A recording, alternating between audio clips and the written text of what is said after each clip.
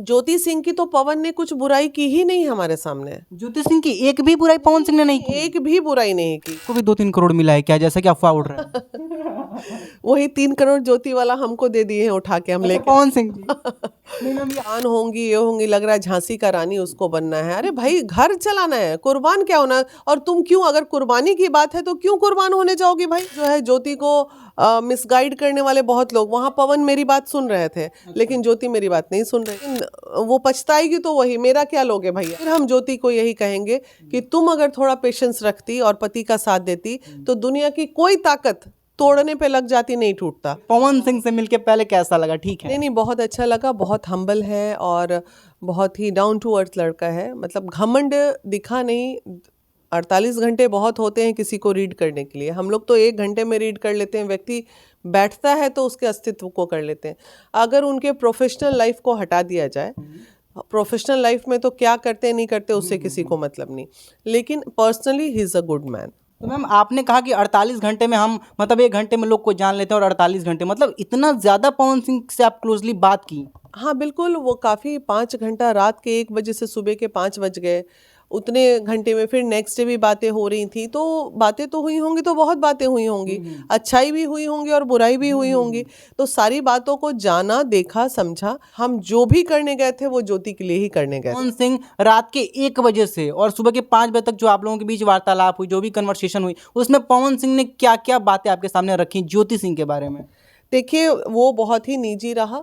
वो अपने not only Jyoti Singh के बारे में, शुरू से जब पवन का करियर स्टार्ट हुआ था, अच्छा। तब से लेके अभी तक उनके इतिहास में क्या क्या हुआ है वो सारी बातों को उन्होंने रखा। आपने कहा कि पवन सिंह के जो मैनेजर हैं दीपक सिंह जी, एक मतलब दोस्त भाई के तौर पे माने जाते हैं, तो कहीं ना कहीं वो बोले कि अरे ज्योति मैं फ्लाइट की टिकट कर दे रहा हूँ, आ जाओ। यानी कहीं ना कहीं उन लोग की तरफ से पूरी पूरी हामी थी कि मैं टिकट कर दे रहा हूँ, आ जाओ। दीपक जी बोले थे, वो बोली नहीं मैं अपने टिकट पे आऊंगी। कहीं हमको लग रहा था कि जैसे आपने ज्योति मौर्य आलोक मौर्य का केस सॉर्ट आउट कराया था, ये भी एक बहुत बड़ा मतलब एक मामला हुआ होता कि भाई वीना मानवी ने पवन सिंह और ज्योति सिंह को एक करा दिया। आलोक मौर्य में वहाँ तीसरा कोई नहीं था ना, वहाँ आलोक मेरी बात भी सुन रहे थे और ज्योति भी मेरी बात सुन रहे थे।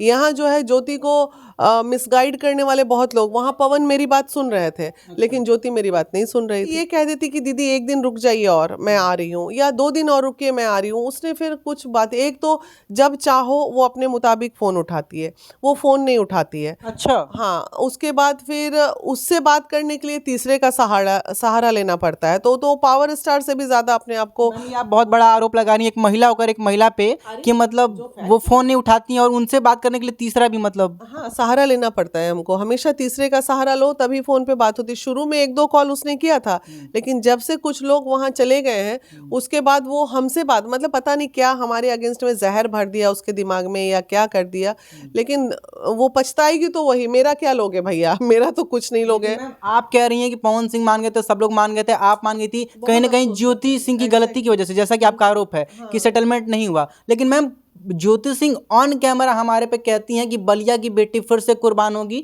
और पवन सिंह के घर जाएगी। तो क्या कोई बेटी जब ऑन कैमरा ये इंटरव्यू में कह रही है कि मैं पवन सिंह के साथ रहूंगी, तो फिर मैं कैसे आपकी बात मान लूं कि ज्योति सिंह ने नहीं आई, वो मतलब वो बोली होंगी कॉल पे कि मतलब हम नहीं आएंगे? अरे कुर्बान होंगी, ये होंगी, लग रहा है झांसी का रानी उसको बनना है। अरे भाई घर चलाना है, कुर्बान क्या होना? और तुम क्यों, अगर कुर्बानी की बात है तो क्यों कुर्बान होने जाओगी भाई?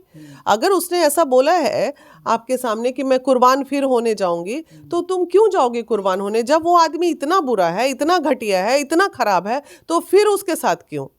अच्छा है तभी ना तुम कह रही हो, क्योंकि कहीं ना कहीं दिल में, अरे दिल में उसकी अच्छाई तुमको समझ में आ रही है लेकिन तुम जुबान से नहीं बोल रही हो। थोड़ा जुबान से तारीफ करके तो देखो, उसके बाद देखो कैसे वो पिघलता है। ज्योति सिंह की तो पवन ने कुछ बुराई की ही नहीं हमारे सामने। ज्योति सिंह की एक भी बुराई पवन सिंह ने नहीं की? एक भी बुराई नहीं की। जो बहुत बड़ी बात आप बता रही हैं, जब कोई बुराई नहीं थी। जबरदस्ती हम झूठ बोल दे? अब वो कुछ बोले ही नहीं, बस उनको नाराजगी है कि नाराजगी है, वही ऑडियो वीडियो सीडियो मीडिया सीडिया। पावर स्टार की बीवी है तो ये दुख, ये भी दुख ना बताए वो, ये तो जायज दुख है ना उसका। अदरवाइज वो कोई भी बुराई नहीं किए। वो जो भी किए, जीवन किसके कारण बर्बाद हुआ, कैसे बर्बाद हुआ, घर किसके कारण टूटा, ये सब बातें वो बता रहे थे। मैम ये बात उन्होंने बताया कि नहीं कि पवन और ज्योति सिंह के बीच में वो कौन सी दीवार की दरार पैदा किसने की कि आज वो दोनों मतलब इस मुकाम पे हैं? की बात नहीं बाबू, जग जाहिर है। लेकिन वैसी परिस्थिति में फिर हम ज्योति को यही कहेंगे कि तुम अगर थोड़ा पेशेंस रखती और पति का साथ देती तो दुनिया की कोई ताकत तोड़ने पे लग जाती नहीं टूटता। तुम एकदम अगर एक मजबूत पिलर बन के खड़ी रहती तो आज महारानी रहती। अच्छा मैम, क्या पवन सिंह की आंखें नम हुई मतलब बात करते हुए? 2-3 बार नम हुई आंखें। हाँ, उधर उठ के चले जाते थे, जब जब आंख नम होती थी तो चले जाते। तो वो कई बार दरवाजे की तरफ इशारा करके बोले कि देखिए मेरा दिल नहीं करता कि जब मैं घर आऊं तो एक बच्चा गेट खोले डैडी डैडी बोलते हुए। तो ये सब चीज़ें दर्द है, ऐसा नहीं।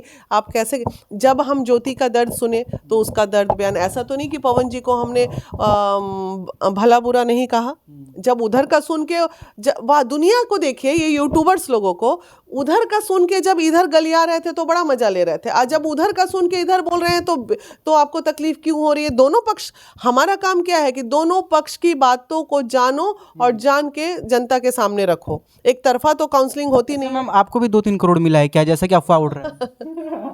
वही 3 करोड़ ज्योति वाला हमको दे दिए हैं उठा के, हम लेके। पवन सिंह जी नहीं मैम, ये हंस के बोलने, क्या पता रील्स उठा के ट्रोल हो जाए मैम। ज्योति को देने वाला पैसा वो दीदी को दे दिए, झोला में हम भर के ले आए वहाँ 3 करोड़। हाँ पूरा। इस पे थोड़ा सा सच्चाई आप उठा दीजिए, नहीं तो ये ट्रोल हो जाएंगे। या फिर छोड़ो, ट्रोल से कौन डरता है? यहाँ पे ट्रोल हो जाएगा, दुनिया भी समझ रही है क्या? ऐसा कुछ भी नहीं है ना, उन्होंने कुछ बोला और क्यों वो पैसा देंगे भाई? वो हमारा रिस्पेक्ट देख रहे हैं ना, वो जान रहे हैं कि भाई ये लोग संभ्रांत महिला है, हमारा बैकअप जान रहे हैं। कोई भी व्यक्ति, ये जान लीजिए, दुनिया का कोई बुद्धिजीवी व्यक्ति किसी भी व्यक्ति से ऐसे नहीं मिलता है जब तक उसका बैकग्राउंड पता नहीं कर लेता है। तो वो सब कुछ जान के हमको बुलाए थे ना कि नहीं भाई, इन लोगों को बुला लिया जाए, इनके सामने अपनी बात। अचानक दीपक जी का फोन आता है कि आप आ जाइए, भैया से मिलना चाह रही थी, मिल लीजिए। जाके एक ऑडियो सुनाया उन्होंने मुझे, जो ऑडियो सुनाया दीपक जी ने, जिसमें दीपक जी की बात हो रही है ज्योति से। अच्छा।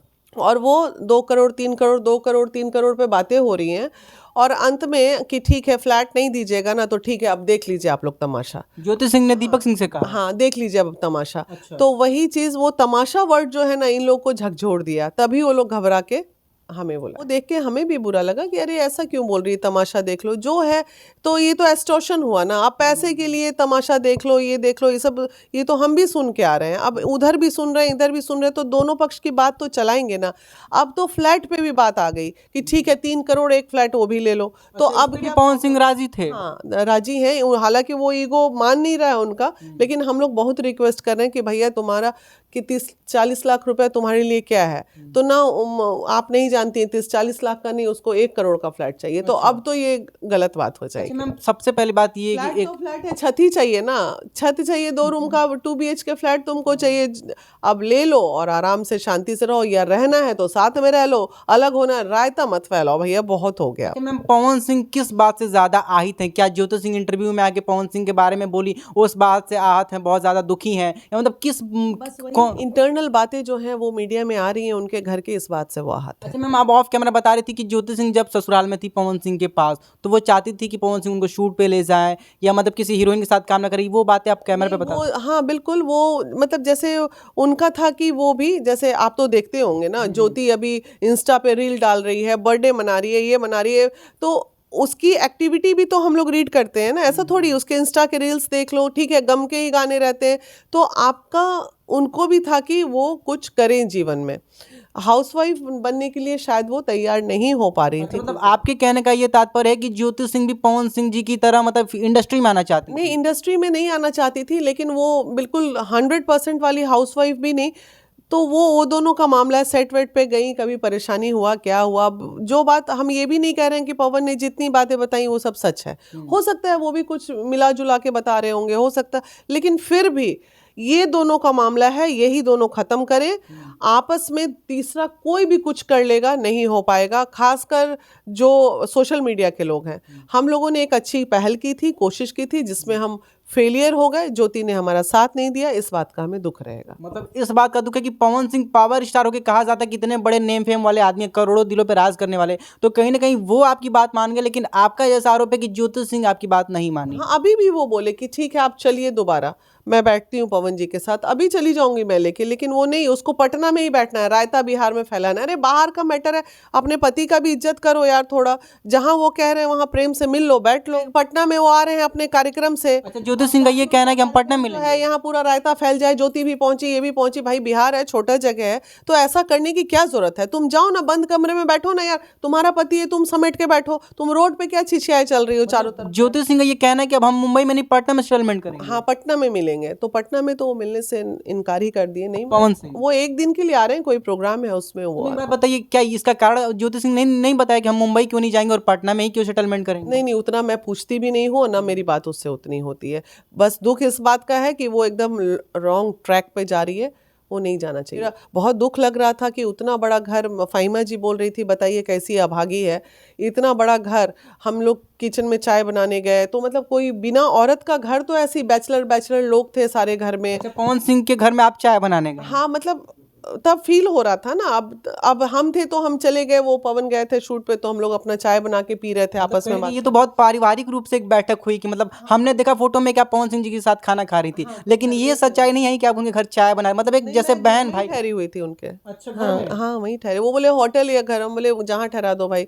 तो दीदी आई हैं, यहीं रहेंगे, बस ऐसा ही। पवन सिंह जी ने आपके स्वागत में भी कुछ किया क्या? मतलब नहीं, ऐसा कुछ नहीं, बस प्यार सम्मान स्वागत में। और क्या करेंगे? थोड़ी हमको 3 करोड़ रुपया उठा के उधर से दे देंगे। अच्छा मैम, आपको क्या लगता है, क्या पवन सिंह गलत है? मतलब मिलने के बाद, क्योंकि आपने ज्योति सिंह जी से कॉल पे बात कर ली। अपने अपने जगह दोनों गलत हैं, अपने अपने जगह दोनों सही हैं। अच्छा, हाँ, थोड़ा सा बस महिला को थोड़ा पेशेंस रखना पड़ता है घर बसाने के लिए।